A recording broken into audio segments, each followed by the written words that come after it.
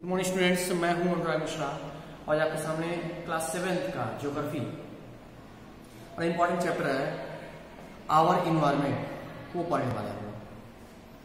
दोस्तों, इस हेडिंग से ही आप समझ गए होंगे, हमारा जो हेडिंग है उसका नाम ही है our environment. Our environment it's means that environment का अर्थ होता है हमारे चारों।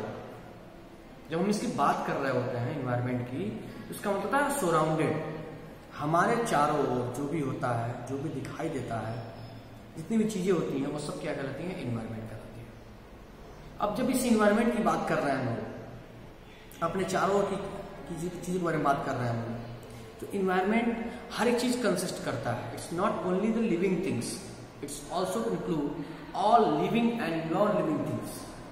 यानी हम सबसे पहले जब किसी इन्वायरमेंट के बारे में बात कर रहे होते हैं तो हमको समझना चाहिए कि इन्वायरमेंट में सभी चीजें आती हैं, प्रारंभिक रूप से, चाहे वो लिविंग हो या नॉन लिविंग हो। ऐसे में इन्वायरमेंट शब्द जो है वह हर एक चीज से कंसिस्ट करता है। जीवन जीने के लिए जितनी फेवरेबल कंडीशन होती हैं वह हमारे पृथ्वी पर मौजूद है। लाइफ पॉसिबल हो, लाइफ की पॉसिबिलिटीज के लिए जो भी चीज संभावनाएं चीजें होती हैं होनी चाहिए, वो हमारे अर्थ पे मौजूद है। बेसिकली अगर इसकी बात करें तो सबसे पहले हम बात करेंगे एयर, वाटर और land. Air, water, land consistently हमारे पृथ्वी पर मौजूद है। इस तरीके से सभी जीवधारी को लिए जो चीजें चाहिए वो हमारे पृथ्वी पर मौजूद है। ऐसे में महत्वपूर्ण हो जाता है कि हम जब इन्वायरमेंट की बात कर रहे हों तो आखिर इन्वायरमेंट में कैसे क्या क्या चीजें हो सकती हैं। इन्वायरमेंट जो शब्द है वह दो शब्दों से मिलकर बना है, एनवायर, जो फ्रेंच वर्ड है जिसका अर्थ होता है सराउंड। फ्रेंच वर्ड में इसका मतलब होता है सराउंड। एवरीथिंग अराउंड अस, हमारे आसपास जो भी चीजें हैं। यानी अगर आप किसी शहर में या गांव में या कहीं रहते होंगे, वहां आसपास जो भी चीजें आप देखते हैं, पेड़ पौधे, मकान, इमारतें, बिल्डिंग, स्कूल, हॉस्पिटल्स, घर, सड़कें, दुकान, शॉपिंग मॉल, जो भी चीजें हैं, जितने भी इंफ्रास्ट्रक्चर हैं, चाहे वो लिविंग में हो या नॉन लिविंग में हो, झरने, पहाड़, सब कुछ, सब कंसिस्ट करता है इन्वायरमेंट के चारों। और ये कंपेरिजन है ह्यूमन मेड और नेचुरल थिंग्स। जिसको इंसानों ने बनाया है वो भी, और जिसको प्रकृति ने बनाया है। इंसानों ने बनाया है घर, सड़क, मकान, इमारतें इत्यादि, और प्रकृति ने बनाया है हवा, मिट्टी, जल, नदियां, सागर, पहाड़, पर्वत, जंगल इत्यादि, पशु पक्षी। ये सभी चीजें इंक्लूड करती, कंसिस्ट करती हैं इन्वायरमेंट को। अब इन सभी में इन्वायरमेंट को दो भागों में बांटा गया है। एक तो होता है नेचुरल इन्वायरमेंट और दूसरा होता है ह्यूमन मेड। अगर हम नेचुरल इन्वायरमेंट की बात करें तो हम ये कह सकते हैं नेचुरल इन्वायरमेंट में चार चीजें मुख्य रूप से कंसिस्ट होती हैं। एटमॉस्फेयर, हवा। एटमॉस्फेयर को किसी भी मनुष्य ने नहीं बनाया है, इसको प्रकृति ने बनाया, इसको नेचर ने बनाया है, एटमॉस्फेयर। और दूसरी ओर हाइड्रोस्फीयर। हाइड्रोस्फीयर जो है हमारी पृथ्वी पर जल की स्थिति को बताता है, जल मंडल कहते हैं उसे।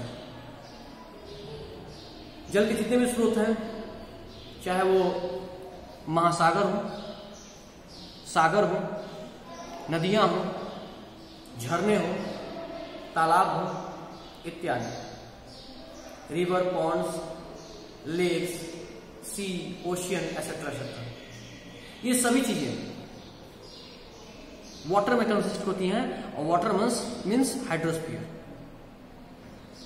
अब हाइड्रोस्फीयर का कंसिस्टेंट जो होता है वो कितना महत्वपूर्ण है, इसको भी जानना चाहिए। दूसरे शब्दों में बात करूं तो अब बात करेंगे हम लोग लिथोस्फीयर की। आप सबको पता है कि हमारी पृथ्वी जो है किसी न किसी धरातल पर, ये धरातल का हिस्सा है, ऊपर का हिस्सा है। लिथो जो शब्द है वो ऊपर के हिस्से से मिलकर बना हुआ है। पृथ्वी के ऊपर का जो आवरण है जो क्रस्ट है, इस क्रस्ट पर पूरी दुनिया टिकी हुई है। इस लिथोस्फीयर पर पूरा संसार टिका हुआ है। इसी के ऊपर आप जीवन जीते हैं, घर बनाते हैं, सड़कें बनाते हैं, इंफ्रास्ट्रक्चर डेवलपमेंट करते हैं, सब कुछ करते हैं इसी पृथ्वी के ऊपर, लिथोस्फीयर के ऊपर।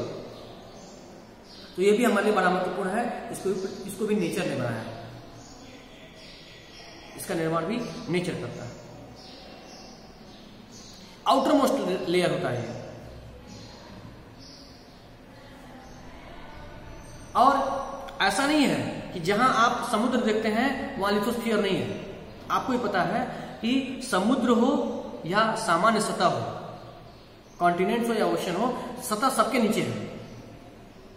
पानी भी किसी सतह पर टिका हुआ है, वह भी क्रस्ट ही है। और वह जो है वहां पे जो है वो क्रस्ट दूसरे तरीके का हो जाता है, उसमें दूसरे तरीके के केमिकल और एलिमेंट्स पाए जाते हैं, जिसको आगे चल के आपको बताया जाएगा। Cl यानी सिलिकॉन और एल्युमिनियम, और सिलिकॉन और मैग्नीज, सीमा। तो उसके डेप्थ के बारे में बताया गया है, क्योंकि जो कॉन्टिनेंट्स का जो डेप्थ है क्रस्ट का, वो अप्रोक्सीमेटली 32 किलोमीटर है गहराई उसकी क्रस्ट की, और ओशियन के नीचे गहराई जो है वो अप्रोक्सीमेटली 8 किलोमीटर, 8 to 10 किलोमीटर है। और इस लिथोस्फीयर पे mountains, plateau, plain, valley, rivers, ocean सब कुछ पाया जाता है। इवन हमारा पूरा समाज उसी लिथोस्फीयर पर टिका हुआ है। और सबसे अंतिम पे अगर हम बात करें तो बायोस्फीयर की, बीच में रुकना चाहूंगा, एटमॉस्फेयर के बारे में बताना चाहूंगा। एटमॉस्फेयर जो है वो कंसिस्ट करता है एटमॉस यानी एयर, स्फीयर का मतलब था घिरा हुआ, ऐसा स्फीयर जिसमें हवा के आवरण जो है चारों तरफ से घेरे हुए रहता है, उसको कहते हैं एटमॉस्फेयर। इसके बिना जीवन जीना असंभव है। हमारे पृथ्वी के चारों ओर एक एयर का लेयर है, जिसमें सबसे ज्यादा जो गैस है वो नाइट्रोजन है 78%, और उसके बाद ऑक्सीजन है 21%, और 1% में सारे गैस आते हैं, जिसमें ऑर्गन है, कार्बन डाइऑक्साइड है, कार्बन मोनोऑक्साइड है, वाटर वेपर है, डस्ट है, स्मोक पार्टिकल है, एक्सेट्रा एक्सेट्रा, मीथेन वगैरह भी आता है 1%। तो हवा जो है सांस लेने के लिए बहुत जरूरी है सभी जीवधारियों के लिए, चाहे पेड़ पौधे हो, मनुष्य हो या फिर जीव जंतु हो। इसमें आता है एटमॉस्फेयर। और इन सबके कंसिस्टेंस में जो सबसे महत्वपूर्ण है वो है बायोस्फीयर। बायोस्फीयर वह नैरो जोन है, वह जोन है जहां पे तीनों जो जोन है वो आके मिलते हैं, चाहे वो लिथोस्फीयर हो, एटमॉस्फेयर हो या हाइड्रोस्फीयर हो, तीनों एक साथ मिलते हैं। यानी लैंड का पार्ट लिथोस्फीयर, वाटर का पार्ट हाइड्रोस्फीयर, और एयर का पार्ट एटमॉस्फेयर, ये तीनों एक साथ जहां मिलते हैं, एक साथ जहां सपोर्ट करते हैं, लाइफ को सपोर्ट करने के लिए जहां मिलते हैं, जहां जीवन जीना संभव है, जीवन की सारी अनुकूल दशाएं पाई जाती हैं, उसे हम लोग कहते हैं बायोस्फीयर। यह जीवन के लिए अनुकूल दशा में पाया जाने वाला है। बायोस का अर्थ होता है यह जीवन, लाइफ, लैटिन वर्ड में कहते हैं उसे। और हमारी पृथ्वी पर बायोलॉजिकल डाइवर्सिटी भी है, हर जीवधारी एक जीवधारी से दूसरे से भिन्न होता है। ये सब तमाम सारे वीडियोस आपको लगातार मिलते रहेंगे। उम्मीद करता हूं कि आप अपने सेहत का पूरा ध्यान रखिएगा। घर से बाहर निकलते समय मास्क का प्रयोग जरूर करें, अपना पूरा ध्यान रखिए, हाथ को सैनिटाइज करते रहिए लगातार, सोशल डिस्टेंस का पालन करें और सरकार के बताए गए सभी गाइडलाइंस को फॉलो करें। धन्यवाद।